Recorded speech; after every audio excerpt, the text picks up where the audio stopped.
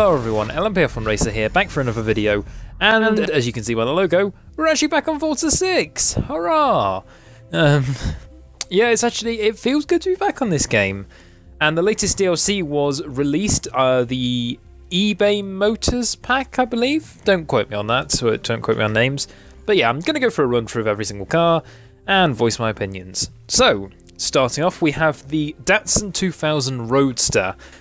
This is a car in E-Class, around 258, I believe. And this is one of the more surprises from the car pack, I must say, because before starting to record these, I looked at the car performance and just kind of thought, oh boy, another E-Class car, it's going to be so horrible to drive, it's going to be so slow, it's going to feel like a boat through the corners, it's going to feel awful.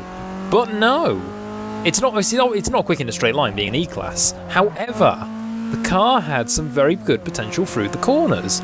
It felt as though the nose really wanted to stick in.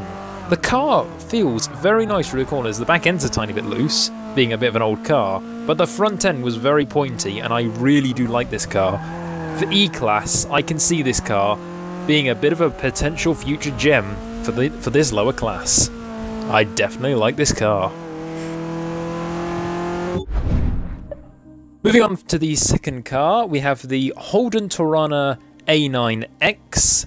I have no idea when it was released or what this is. I don't even know. To be honest, though, looking at the list, there's only 3 cars possibly that I know from the list.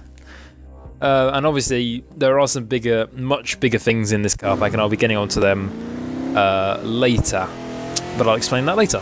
So, getting on, yes, the Holden Torana A9X. This is basically the opposite of the Dancin. It's still in E-Class, but it feels quick on a straight, and it doesn't feel too bad through the corners. And, have a listen to this.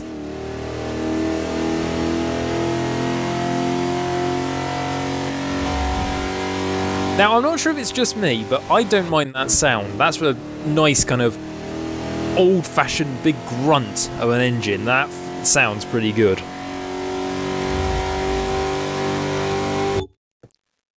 Certainly, this car again is not the fastest, and it really does feel a bit more typical E-Class, if you will.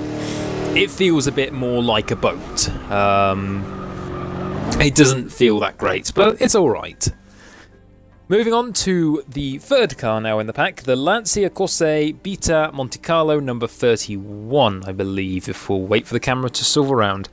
This car, I believe, goes in the same class as the BMW M1 and the surrounding Ferraris. I've forgotten their name.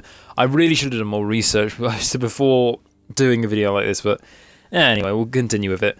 Yeah, as obviously underneath, based on a Lancia Beta, but it is obviously a lot better.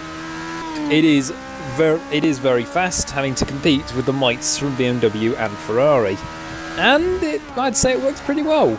Apart from this mildly scary moment at the exit of Eau Rouge, car was sliding around. This car is loose, and obviously it's going to be with the way it is. It's all a bit kind of old-fashioned race car. It's got a lot of power. It's got minimal downforce.